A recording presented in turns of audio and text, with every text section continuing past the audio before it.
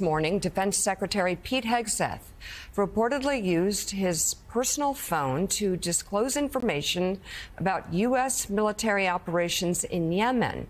This is a different group chat situation. This is another Signal group chat where he shared sensitive information to sources with knowledge of the matter.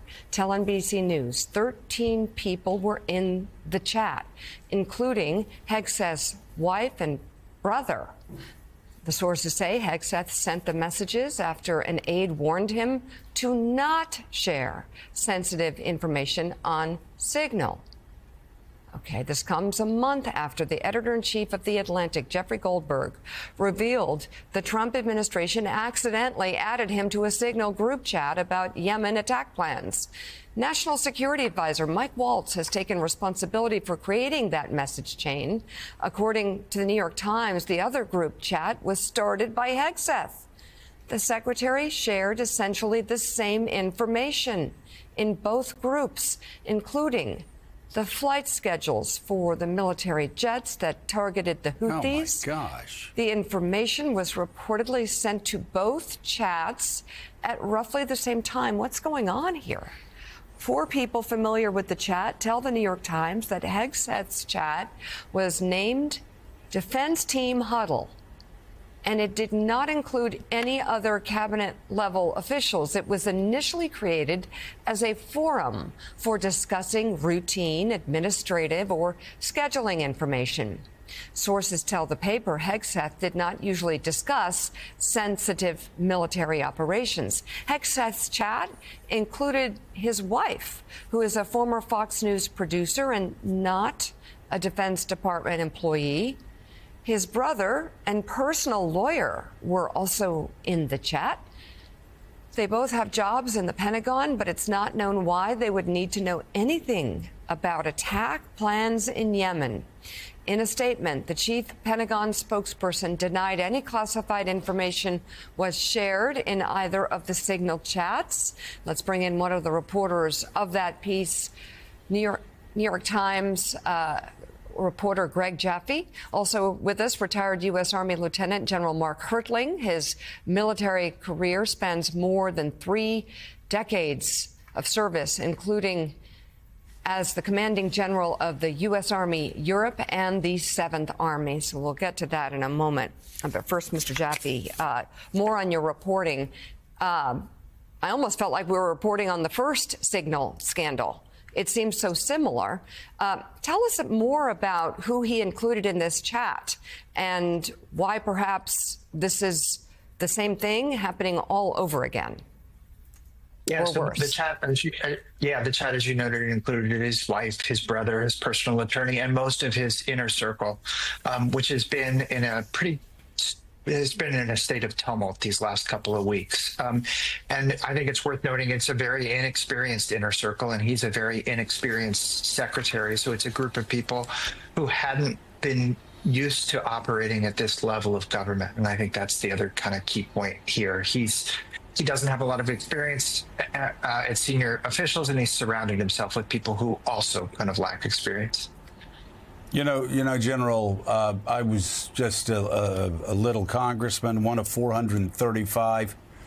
So on the Armed Services Committee, we would get information, and we understood we didn't tell a soul.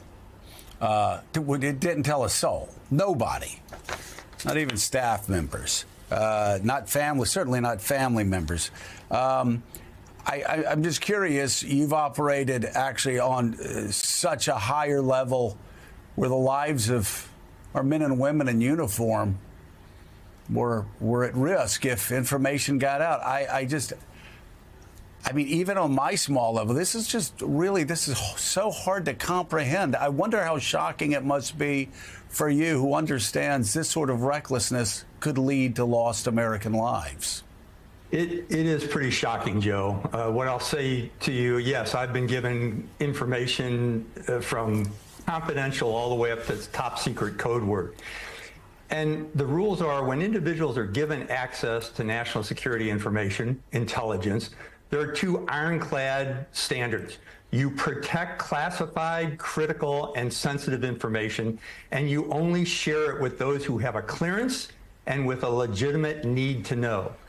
And you certainly don't share it with your wife, your family members, or those you're trying to impress. Doing anything else betrays trust, and it violates the standards that all military personnel and most government officials learn. When someone with access to sensitive information passes it to a favored journalist, a friendly voice in the media, a spouse or a family member, someone without clearance, without a key role in the operations, and without a need to know, that's not patriotism, that's performance politics. It's reckless and it's dangerous. It risks operations, it endangers lives, and it weakens U.S. credibility around the world. It also sends the key message that keeping our nation secure is optional, and the people that are doing this truly fully don't understand what our enemies can collect under from a resource like a Signals app on a private phone. It's just amazing to me. It's infuriating, and I think most people who have clearances understand the same thing. Well, and General, here we're starting with the semantics game again with the initial statements from the DOD that this was not classified information. Have you ever known the scheduling of an operation, when fighter jets are going to be taking off, when they're going to be making their strikes? Have you ever known that in all of your years of not being the most highly classified information that a SecDef would hold?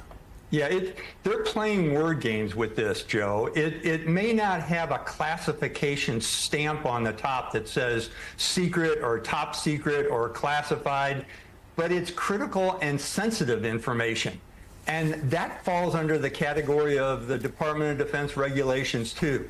You don't have to have a stamp on the top of a piece of paper to understand that anything like this could fall into the hands of our enemies or even forces on the ground, and they can put pieces of a puzzle together. That's what intelligence folks do. You know, it's fascinating to me. We have such tremendous people in our intelligence communities and all of the agencies, from the military agencies all the way up to the CIA. And it's fascinating to me that every single one of them would tell you that our enemies can take these pieces of a puzzle, put them together, and determine things like just the way people talk, the way they act. When I was in Europe, or when I was in many jobs, we used to give commanders, you know, one of my intelligence folks would give me a black book before I went to have an engagement with a foreign dignitary or a foreign army. It was collections on those individuals to give me a better advantage. So we can talk about the art of the deal, but when you're talking about the art of engagement, it gives you an advantage when you have intelligence about what people are doing, about their personal habits, about their ego and their hubris. And I got to tell you, the information on these chats that are being shown by Jeff Goldberg and others are just staggering. It's jaw-dropping to me that anybody can say that's not important information that our enemies can gain a lot from. So to broaden this out a little bit, Jonathan Lemire, I know you're going to go to Greg on his reporting, but to add to this, the Secretary of Defense's wife and brother, I believe there's been reporting that they have been included on some meetings as well. So the question is, what is their role? Yeah, there's been questions about just the setup at the Pentagon surrounding the Secretary of Defense, who appears to be very isolated in the building. His wife is there, his brother is there, other close confidants nearby at all times. Why there's been eyebrows raised about how his wife has been in sort of very sensitive meetings with foreign governments. We should note, though, the Pentagon put out a statement about this. We haven't heard from the Secretary of Defense himself, except a Twitter reply to the Democrats, like the political organization. He attacked them, simply saying, "Your agenda is illegals, trans, and DEI."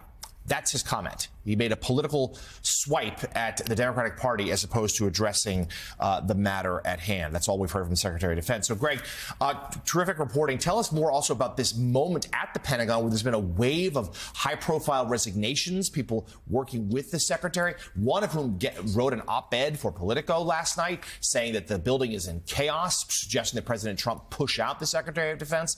We haven't heard anything from the president just yet. But talk to us about this moment there at DOD.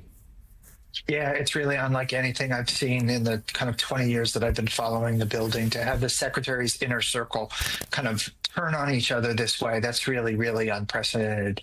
And as far as I can tell, it's the infighting is not really over policy or anything like that.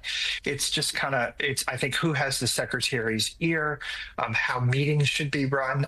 It's just a really, really chaotic environment. And you get the sense that there's just a lack of process around the secretary in terms of just how to run the office on a day-to-day basis. Just basic function is not happening. You know, this doesn't happen without a context. You had a purge of the chairman of Joint Chiefs of Staff, any number of other 4-stars. Now you've had this. Mark, I was really curious. You know, two things come to mind. One is, what is morale like now? You know, you've got obviously civilian primacy, but you know, you have a civilian running the Pentagon who's violating rules that if any of the people under his command did, they would be stripped of rank and they'd be out of their jobs or worse. So to what extent does this matter in a sense? Do you actually think readiness is being affected by this, that recruitment's being affected by this, discipline? What is your sense of, because what's going on is so unprecedented and so wrong. What do you see as the consequences? Well, a couple of things. First of all, it's certainly going to affect our alliances, because when you see this kind of leakage and just a lack of responsibility and a lack of adherence to standards on what you share or don't share with intelligence, alliances are going to stop sharing things with us. They have already done that. In terms of the morale, I can't comment on that because I'm not in the Pentagon, but I have talked to others in the force who are in the operational army, and they're shaking their head. They're saying, this is ridiculous. Everyone should know this. Why is this individual doing these kind of things? And most, even the younger members of our military, understand the implications of these kind of things being leaked. They are repeatedly told, don't use your personal cell phone when you're in a government building. Don't pass information that could be sensitive on your personal cell phone. The other thing that I'd comment that, the military or the government pays a lot of money for encrypted devices and things that can pass this kind of information, from SIPRnet computers to the kinds of cell phones that are encrypted. And even though Signal's app is allegedly encrypted, I will tell you for sure, because I've seen it, any government in the world can break into that encryption and find out information from it. So people who think they're smart and say, hey, I'm just going to use Signals and it'll be encrypted and it'll disappear in a week, that's great, but it can still be hacked by government sources. And then